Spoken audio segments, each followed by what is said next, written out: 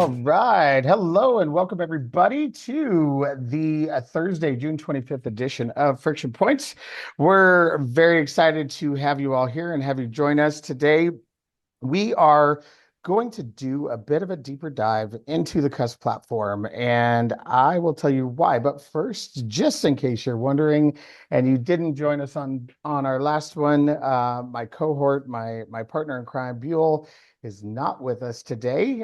He welcomed into the world his second child, a beautiful baby girl, on very early Monday morning. So he is at home taking care of his wife and two children now. And so I am playing dual roles today, but I'm excited to be here with you, and let's get started. So we are going to do a little bit of a live demo. We're going to have a conversation with a good friend of ours as well, and I'll bring him up to the stage here in a moment. But we wanted to bring to you a little bit of the evolution of where the CUSS platform has gone. For those who maybe are not familiar with where CUSS came from and where it started, it was around the fact that here at Mitchell Stankovic, particularly with Sue and I, we continued to get these calls from small groups and pockets of people across the US saying, hey, we want to save small credit unions. We have some ideas. Can we meet with you? And so we jump on a call, we would meet with them. They had great ideas, but we weren't seeing any action happening. And by the time this happened about 10 or 11 times with different groups, we went, okay, let's enough. And so we decided to bring everybody together. We explained what we were hearing and seeing. We verified that and decided to say, okay, well, let's actually get serious about this. Put together a working group and came out with we call it a white paper, 76 pages. I don't know if that's really a white paper, but very, very significantly in depth in terms of what we learned, where we found, and it came into really four pillars, four pain points that are really affecting the small credit union market for those who are not at a place where they are kind of pushing the needle forward. The first one is obviously modernized technology. The second being a more robust and future forward idea of what shared services is. The third being fractional leadership. There isn't a reason why our small credit unions can't have a CTO level person who is helping their strategy moving forward. And then the fourth is Sue Mitchell's BHAG of ensuring that our credit union CEOs are taken care of when it's time for them to take the next step and retire. Most people, I think, are not really truly knowledgeable about the fact that when some of these mergers are done, it's not done just to get a payout. Sometimes it's just done so that they'll be able to survive. Plus, they have no succession. And they have no succession because they're not paying the CEO at a rate where anybody wants to step into the room. So we want to make it not lucrative, but at least palpable for new executives to want to come in and run these credit unions and use all of these crazy new tools that are out there to build them and solidify them and grow them in the future. So with that, I've done most of my job already, so I'm feeling pretty good. But I'm going to bring up to the stage with me our guest of the hour. We have Tyler Valentine, the president and CEO of StagePoint Credit Union. How you doing, Tyler? I'm great. Thanks for having me. Happy to I be was here. like, are you going to do short answers? I'm like, no short answers today. I'm good. I know many of you have seen Tyler on our sessions, Friction Points, and otherwise. Also, a underground speaker who joins us all the time because of the things that Tyler does. And Tyler has been working to be relevant, has been looking at the trends and staying ahead of them. And so I can't wait to dig in on some of this with you, my friend, and get a little bit of your perspective as well. But for us to get started, we did say live demo, so I suppose I should probably give you some visuals, and let me share my screen. We are going to just take you through what we call quote unquote the platform. And that is a fancy word of saying, hey, we've got a website and we've got lots of things built in the background that are going to take you through this. Tyler, I see you on screen. Just want to make sure you see that. Yep. Yes. All right, perfect. So to begin, what we're going to do is take you kind of through those pillars, let you know where we're at, introduce you to the CUSS solutions that are here, and hopefully encourage you to come check them out, see what they've got available, because we have done a lot of work, a lot of heavy lifting in bringing them not only to the table, but pulling them into a collaborative ecosystem where we're all sharing the same ideals. And so you will come to our website. We give you a background, we give you information, and we encourage you to become a CUSS member. It is free, and the benefits are starting to arrive with that membership as well. So our homepage does just that. It will give you the overview, tell you why it matters to you, an understanding of who's working with us right now. And then if you want to dig in more into the pillars, and maybe you disagree with us that there's something missing in here that we should be looking at, then we want to hear about that too. So we encourage you to come, take a look, hear what we're doing, and see what we're doing. But the big fun part of this is really digging into our pillars. So the first one I'm going to take you through is our modernized technology. And again, this is where we know that credit unions have always been maybe fast followers at best when it comes to technology. However, we are entering a stage of just life where following is not going to be enough. And if you aren't at least grasping onto the coattails of somebody, then you are probably not going to catch up. And so we wanted to see how do we bridge that tech gap that we see between small credit unions and those that have, multi-billion assets. They have budgets that are able to kind of look at different items and level the playing field that we have here. When we talk about modernized technology, it's about not just core, which is a big thing that we have heard even in the past 2 weeks. Is somebody said, I thought CUSS was just about finding new cores. And while that was definitely at the forefront of what we were doing, because the core is your core, I think the word says it in and of itself. If the core is not modernized, then it's not only going to really put up barriers for you to do any sort of enhancement or transformation or building for the next layer.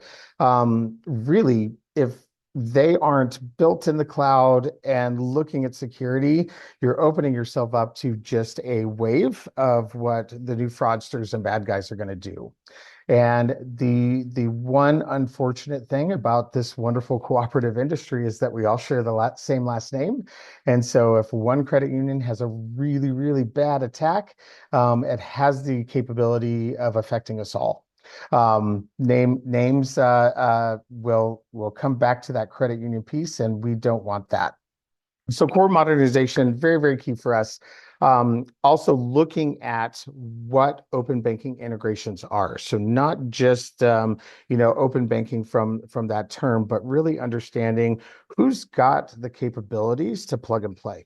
Plug and play in whatever capacity that they're doing. We're looking at different digital member experiences and the enhancements there. How do we get to a place like SoFi? And if any of you have played around with SoFi or tried to open accounts, we talk about friction points here. That is like smooth as satin, my friends. It's like those beautiful bed sheets that you always want on your bed. And we are not quite there yet. So we want to look and see what those experiences could look like for all of our credit unions, but especially our small credit unions.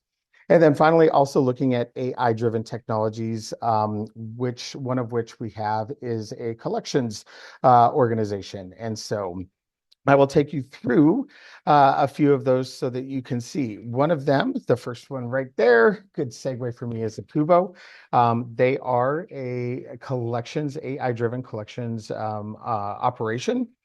And Akuvo has come to the table with us through CUSS to provide a solution that is scaled down. The contract is really non-binding. It's month to month. And you are able to integrate this with any of your cores, any of your current systems. And we have a friction points out there actually with Akuvo on how they are building more and more with the AI side to really help your team create this as part of a positive member experience and a positive member journey. The other is open banking solutions. This is a new modern core. It is built on the cloud, in the cloud, not on it, and offers the capabilities of what we're looking for. So it's composable, it's consumable, and it has the ability to API connect any of your favorite solutions or your members' favorite solutions that you already have.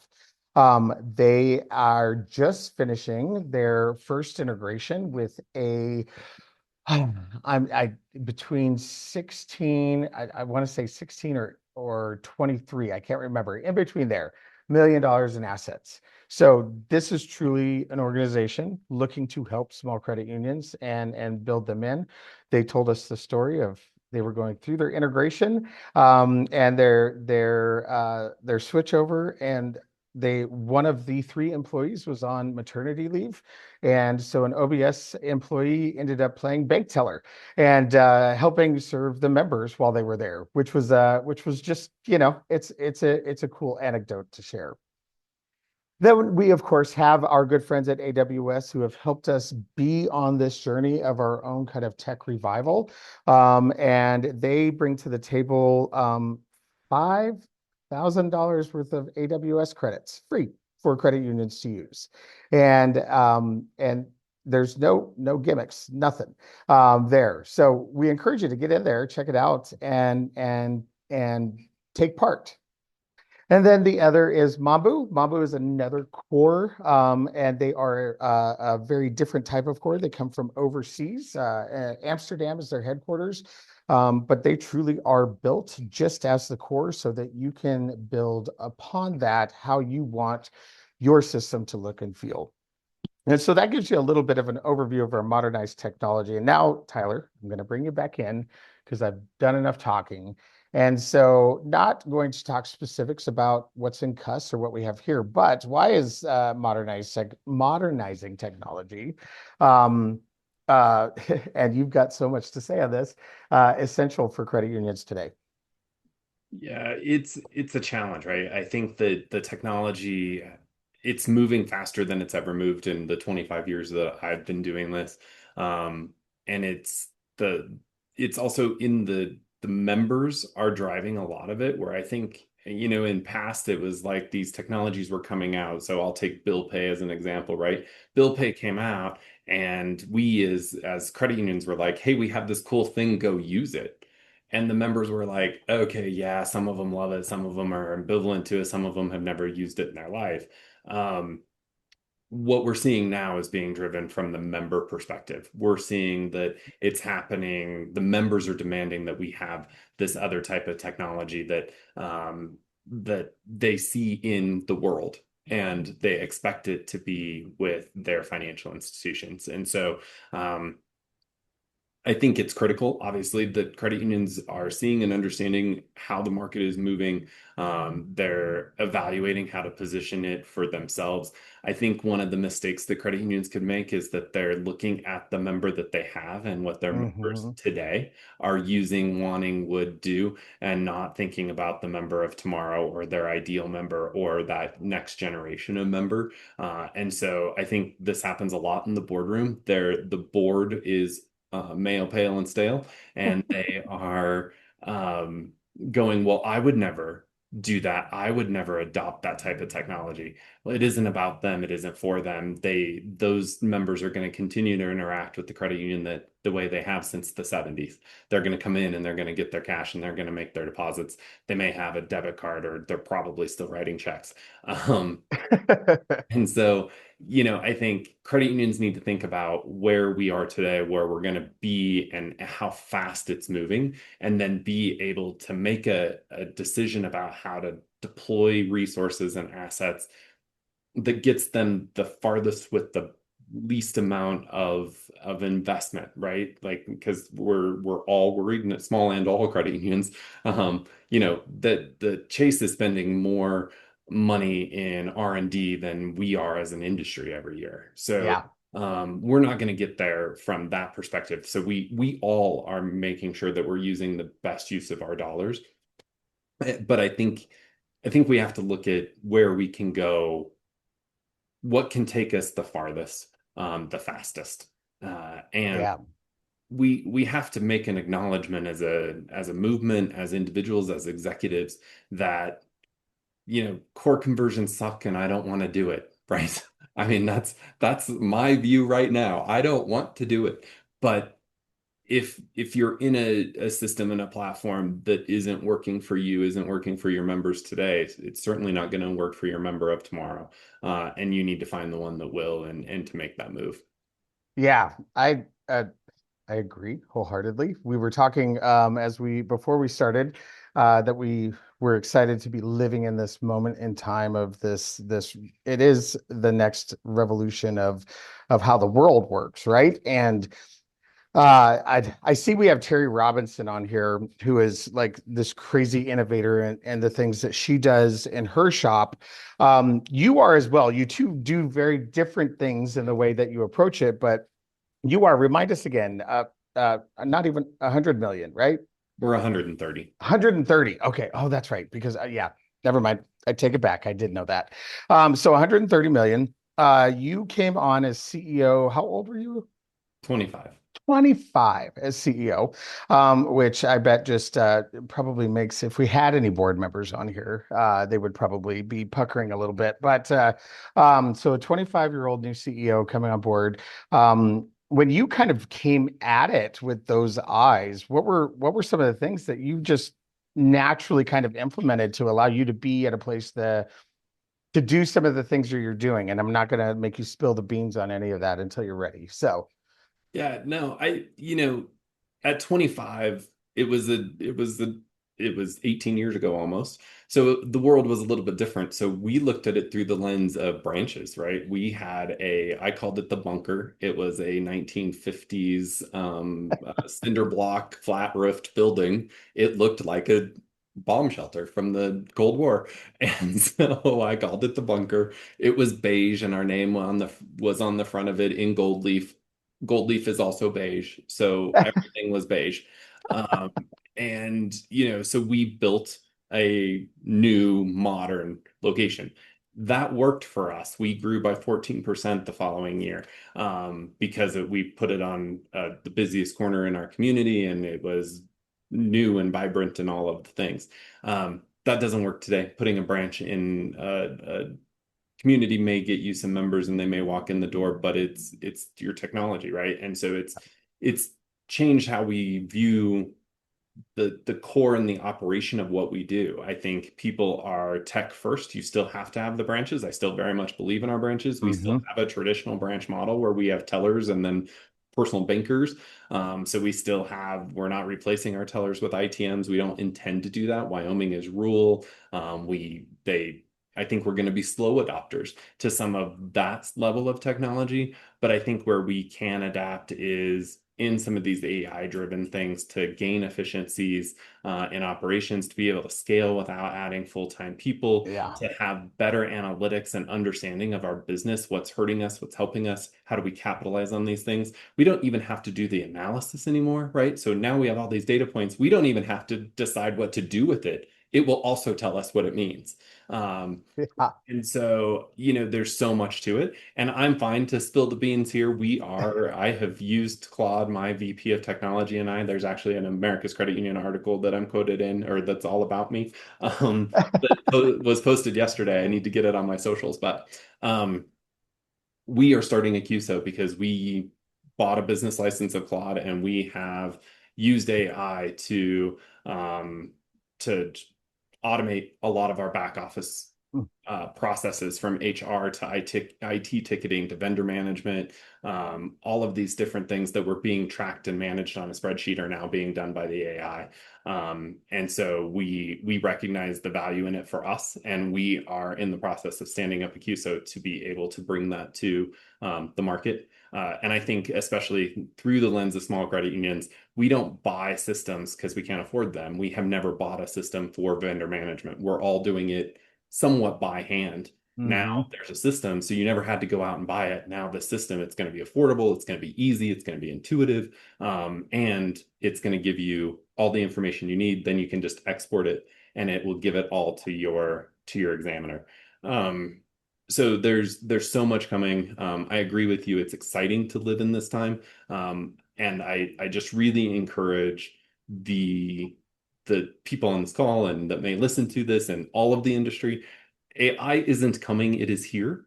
Yeah. And we need to use it and figure out how to use it in a way that makes sense. It's a Mhm. buzzword, it's a thing, but it really does have a lot of practical uses within our shops.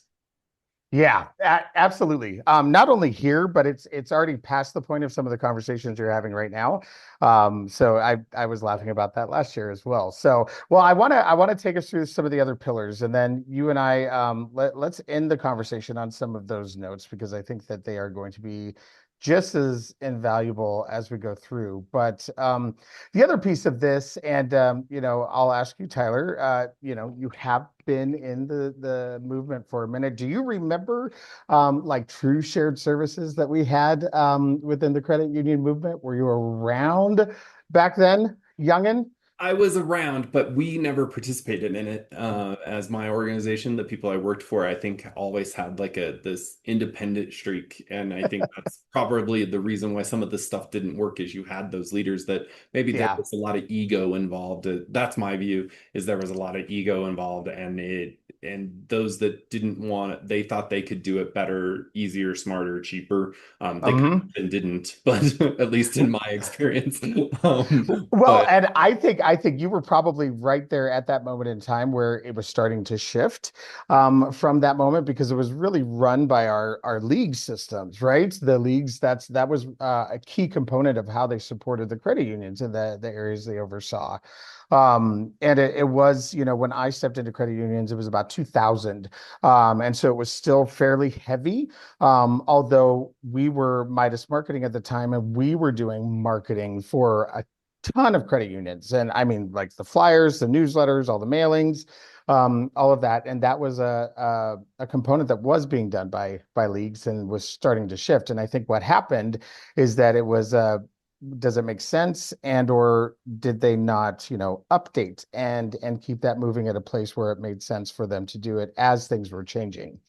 And so, but I still believe that shared services is like a core differentiator and how we can operate as an industry. Vendors and business partners, they see this magic number of 4,500 credit unions, right? And they're like, oh my gosh, look at that market that we could go penetrate. And then they get in and they realize 3,800 of them don't have the budgets for their solution that they are trying to bring in. And then it's like a cold reality. However, if they come in with the idea and the operational mindset that we don't have to sell the solution to individuals, we have a solution that could be shared in different ways. And with the way technology is working and moving, those things could be built and could be visualized. And so we wanted to bring back that concept and really challenge some of our partners to do so. LendKey is one of them, looking at different ways to grow loan portfolios, reach new borrowers, and doing so in more of a collective field. So when they're charging the credit unions, they're able to scale back that charge because more people are using the same service, which is that composable and that consumable model that we're looking for. The other one we have is Franklin Madison, and Franklin Madison is both an insurance provider and they also are a direct marketing company as well. So they market their products for you. They've come in and built a solution that is free. No cost to credit unions. It embeds into your digital marketing as a free solution for your members. I mean, so these are things that are no cost now, that they're bringing to the table, and again, only through CUSS. They're doing this through the platform.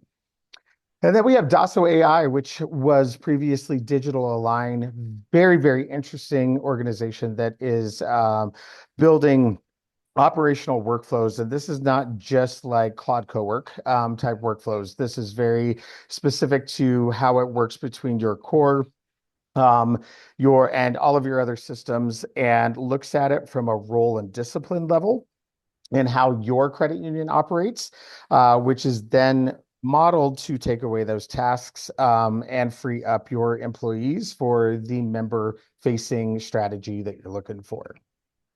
And then we have Kachinga, one of our wonderful other partners that does youth financial literacy and training. And then our newest one, which is CUSS Institute. And we just announced their launch of the Omni 53 product, which is an intelligence engine for credit unions. And it is, you're going to see some pretty cool things happening because we've launched, and in 2 or 3 days, we've already made changes and updates and upgrades based upon feedback, because they are truly in it for the credit unions and they want to provide a system and a solution that makes sense for everyone. And so if you are a CUSS member, you do get 90 days free at the pro level, which is a pretty significant opportunity for you to go in, take a look, and check it out. And we would love your feedback as well. And then we have our good friends at Trellance who are continually putting together new things within their three buckets of operations. But the CUSS product that they have is the 5300 creation. It is a automated component that helps credit union CEOs not have to do that work every month, and pulls that together. So there's our shared services, and I'm gonna go real quickly to our fractional leadership, Tyler, and then I'm going to come back to you. But the fractional leadership is, for me, something that makes holistic sense. Not only because of, the intention of it, but we are already seeing it play out in credit unions out there.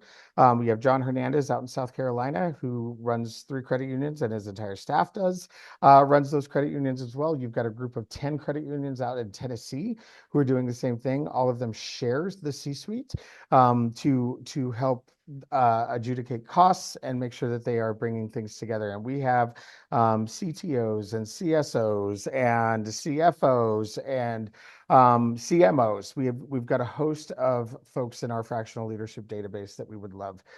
What did I say, Linda? I thought I said Southern California, but that's where You John said South Hernandez is. Carolina. South Carolina. Well, there's no difference, right? So I know we're gonna get to the end of our 30 minutes here, Tyler. But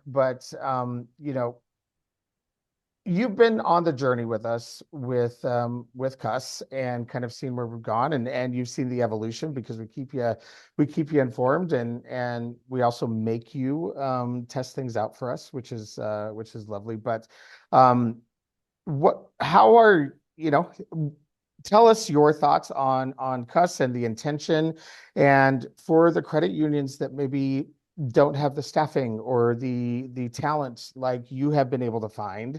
How can they utilize some of these things to kind of take the next step forward?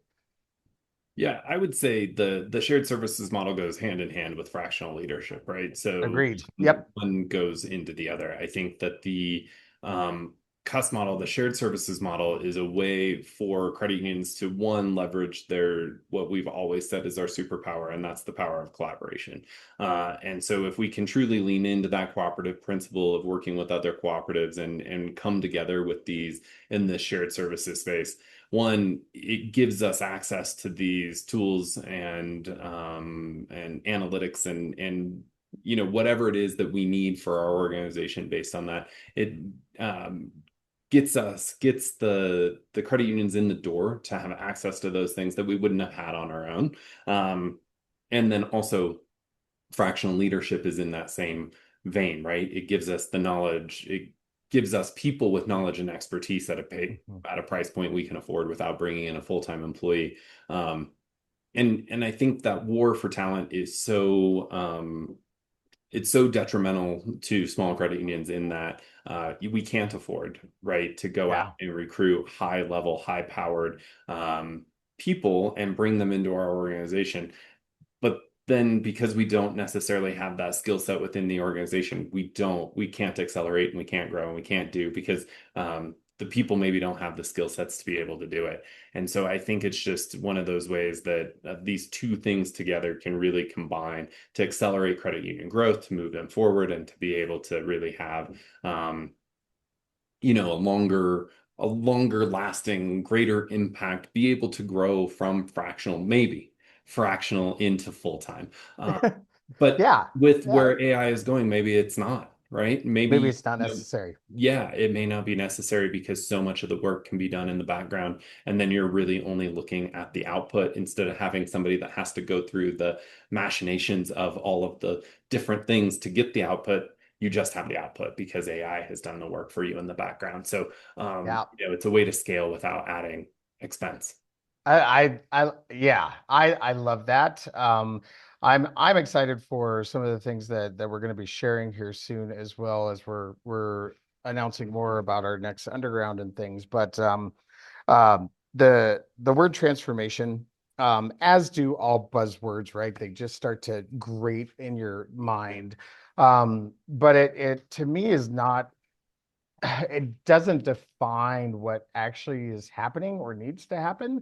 And I think one of the key things is that we have to really sit down, and this is like a renovation redesign, not just of our technology. This is a redesign of this is how we work today in our space. What does this look like as we integrate some of these things? This isn't just oh, this is going to free up, accountings, blah, blah, blah. No, this is going to now change what accounting does, period. So how do you get there? And so when I said redesign, and then I got this picture of a blueprint right in my head. And so then I went to renovation. But it's kind of like, you can't just start adding on things like the Winchester House. You're going to end up being a tourist attraction, right? Which means that we're dead and credit unions are no longer here. We have to truly redesign so that we don't look like the cottage outside. We can look like it outside, but when you step in, we should be operating like a Bank of America, a Chase. I agree with that. And I also think that you need to, or we can now, there will be in a very short period of time, a lot of tools available to offload repetitive, mundane tasks from people. And then how do we retask those people? This isn't about necessarily reducing workforce, right? It's about retasking those to hire more valuable tasks and Mhm. responsibilities within the organization. How do we take better care of our member? How do we take better care of our people? Because we're no longer so bogged down in these spreadsheets and these mundane tasks. But for those people that live and work in that space, and that's where they thrive and that's what they want, this is going to be something that will be a challenge. And I think, really understanding the world is changing and it's changing really, really quickly with these new technologies that are coming. Yeah, agreed. We didn't go through it, but the retirement thing is a real. It's a True. real situation. I'm excited. We have found a board director who's going to come on and talk about how he was adamant that what the CEO had was enough, and then kind of had his own slap in the face moment and going to talk about the story of how he saw that they needed to turn around their mindset and create something bigger and better for their CEO, because they weren't taking care of them the way that they should have. So I'm really excited to hear from a board perspective of that, and for Yeah. them to come out and say that they were wrong. I always love to hear that. But you've done a really good job with your board in terms of making sure that things are prepped and ready, especially for who's ever going to succeed you too. Yeah, and honestly, I probably wouldn't still be the CEO of my credit union without the executive benefit package that was put into place for me 7 years ago, right? Because I'd already been the CEO for a long time. We'd had success. I was building my profile within the credit union space. Mhm. Um, but I couldn't, I didn't want, I could. I chose not, right, to continue to make the money I was making at the Yeah, size that we were, and we couldn't pay me more. But this was a way for us to leverage some of our capital to be able to have some, golden handcuffs out there. And that's already been, recast, right? It's not a set it, forget it. You don't look at it again. yep, As we grow, as we gain capital, then more of that can be deployed to have even more impact for me personally, but that also increases the likelihood that I'm not going anywhere, and then I'm doing things, making decisions, managing this organization for the long term because I need it to still be here when I want to retire, because I want those benefits that come with it, right? And so it's a yeah, different mindset. It's a different way for the executives to really have that mindset, and then also feel like all of the time, energy, effort, blood, sweat, tears, however you want to frame it, that they put into their organizations is truly appreciated, and that it's shown through a monetary way. So I yeah, think it's really important, and I think it's great for young people to see that if they stay within this movement, that they can be financially comfortable. yeah. Yeah, and the thing is I don't think that what people have to understand is I don't think every single person out there is looking to make, $1, $2 million a year as a CEO as their end goal.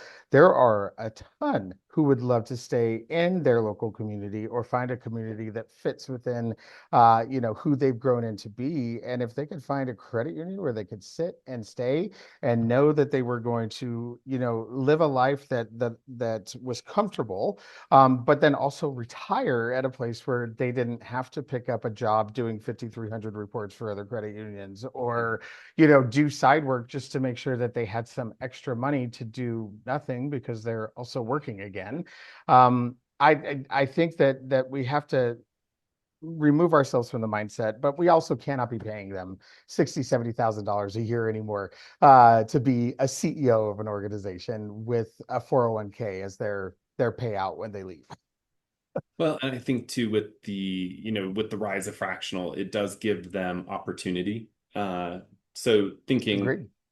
thinking about myself, right? Like I think that this will be an ongoing trend. I think by the time I'm ready to retire, there also will be opportunity for me to, um, be in that fractional space, supplement my retirement income, Hmm. choose the clients I want to work with and the work that I want to do, and still be in the or in the movement and continue to give back because hopefully I'm retiring when I'm young enough to still do those things, right?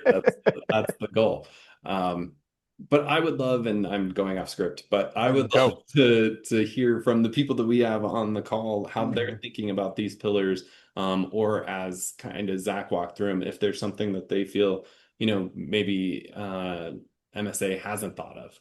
Yeah, I would love that too. And we've got some, Terry and Nina, who are Yeah, both amazing CEOs. they are. Linda went through her own succession, which was very different than anyone had really done it out there in the industry as well. So yeah, throw it in the chat, or if you want to come off mic, feel free. Um, while we're kind of looking at that, Tyler, I am going to throw up on the screen because I did want to share with anybody who is sticking around, um, the CU community, which is a part of the CUSS platform as well. And this was not necessarily brought in as part of one of the pillars. It happened to be an added addition we had with the platform that we built, which we were pretty excited. Um, you're going to see it. It will seem like it is a simple kind of, community message board, which for all intents and purposes, it kind of is. However, this seems to be one of the fastest growing areas of the platform that is being viewed and getting used. But we have the capability here to not only have conversations. And so really our goal is like we want people coming in here and say, what is pissing you off? Put it in here and let's talk about it. Let's see how others are addressing it without having to schedule another Zoom call. Golly. But we're putting our friction points in here so that people can see them and have a conversation. And then you'll see over here on the left that there are a couple of these that are internal because this is my account.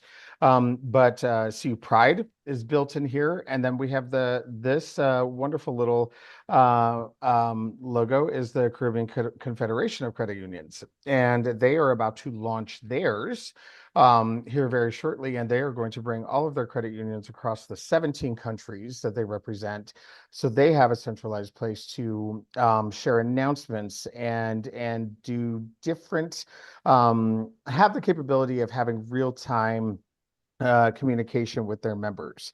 The platform itself is really beneficial in two ways. One that I love is that it is on an app and it's on your phone, and you can get notifications. So it'll tell you, hey, Tyler just posted about his core going down today or a breach, and you didn't know about it, and so you can go and check it out. But the other piece is that there is this go live feature, which essentially allows you to have meetings within your communities. And we are some of the use cases, just so you know. We have some subgroups within CU Pride itself that want to have their own little area to be able to get together and talk and just either have a place for affinity and or solutions. The GAC Crashers of 2026, they are going to start their own so that they can continue to stay connected. We are going to bring in some of our like I3ers and our Qs emerge folks who didn't win to come back and showcase the products and the solutions they were working on and try to pair them with different partners who are willing to maybe invest in what they were doing. So we're going to be doing some different things here, and I would encourage you as a CUSS member, you get access to this. And then as a CUSS member, if you want to add a channel, if you want to add something and say, hey, I would really like to bring in a group of people so that we can have the conversation here, then we want to support that and bring it in and do it. So Very cool. so, and then I think Linda White said credit union boards need to realize the intellectual knowledge that leaves with a tenured CEO. Boy, ain't that the truth?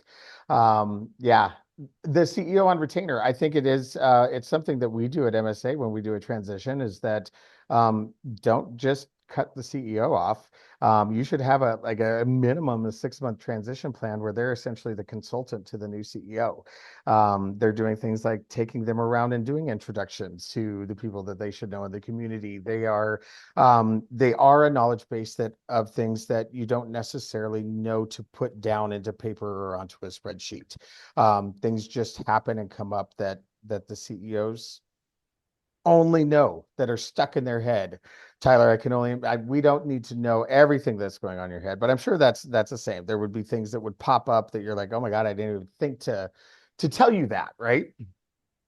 Yeah, definitely. And I also think that the something that we're looking at, even as a small organization, is doing some level of sabbatical, where, I'm gone for a week, 2 weeks, something like that. And I'm not checking my email. I'm not plugged in. Um, for us, I would still be available in the pinch, but then also figuring out what people don't know and can't do, Yep. and then being able to begin to build out those systems for us where I'm not even thinking that nobody knows how to do that but me, Right. or nobody else has access but me, or I'm the only one that's an admin on that thing. Um, Catching those now. Um, One, just for continuity, we've seen it. We had a senior level employee that had a medical emergency and ended up being gone completely from the organization for 3 months, was completely uncontactable for most of that period of time because of the severity of the health issue. We wouldn't have that created gaps for us and we had to scramble. Luckily, I was here and I was always the backup to all of those things. So I was accessing systems that I hadn't been in since the setup, right? A lot of forgot password clicks, but um, it's things like that that being able to identify those in advance and then Yeah. be able to figure it out, I think is really helpful. And I think even small credit unions need to be looking at those things and making sure there's at least one backup to them. That's a really easy, as we're closing this out, to wrap it back around with AI. What a great use case of utilizing whatever system you're using to just and do it from a stream of consciousness perspective of what you did that day. Just do a recap to it so that um, it starts to build this kind of repertoire of, oh my God, so these are the things that Tyler does on a day-to-day basis. These are the things that came up. This is where he had to go, what he had to do, because then it truly starts to build this. This is what the persona of the CEO was with Tyler, what you should know, and how to build on that. Yeah. You could Great. probably do 1,000 different things with that as well. So, Yeah, that's God, I love AI. I love AI. Just the things it makes me think of. Well, Nina. Tyler, any last minute thoughts or parting words of your wisdom? Well, I'm going to comment on Nina's Oh, chat thank you. Good. there about the tabletop exercise for disaster recovery. That kind of sitting back and letting them walk through that. Ooh, That's great. I lead mine, so for them to do that, that's a great way to think about it. Can they operate in an emergency? Because if they can, then day to day should be better. I love that way of thinking. Um, as a wrap up, my final thoughts really just are, and I'm people that are joining here, I'm probably speaking to the choir, but I just think that there's so many use cases for the technology that is here and coming, and just really lean into it, understand how it benefits you, your organization, your members.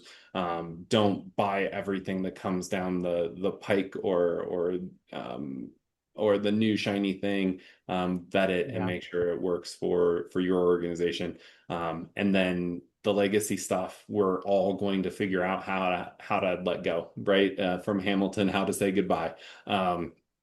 We're going to have to say goodbye to the way we've always done things. We're going to have to say goodbye to systems. We're going to have to say goodbye to technology that's been here forever and we've used. And we're going to have to get into that uncomfortable space of learning new things very quickly. agreed. Yep. And don't get distracted by the shiny.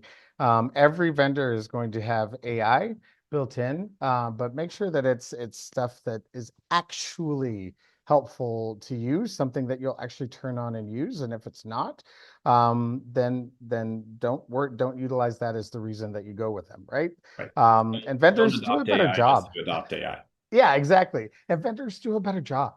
Become business partners and find out the true things that people are looking for from you. So, well, with that said, Tyler, I want to thank you very much. Really great conversation, and you and I know could talk for hours and hours, but we won't bore the rest of the folks here today. But appreciate you as always, and your thought leadership, and thank you to everyone who joined us today. Nina, Linda, Terry, Vanessa. And I know I'm forgetting a Robin. couple that were on. Thank you, Robin. Yes, that were on here. You all represent a very, very interesting subsection of the industry. I know what all of you do, and all of you do it very, very well. So hopefully you can take this out and share it with others. And with that, wishing you all a wonderful day. We are going to do our final episode of Friction Point Season 1 on June 30th, next Tuesday. And then we're going to take a little break and we'll be back with you in July. So hopefully we will see you then. Otherwise, have a great weekend and talk to you soon.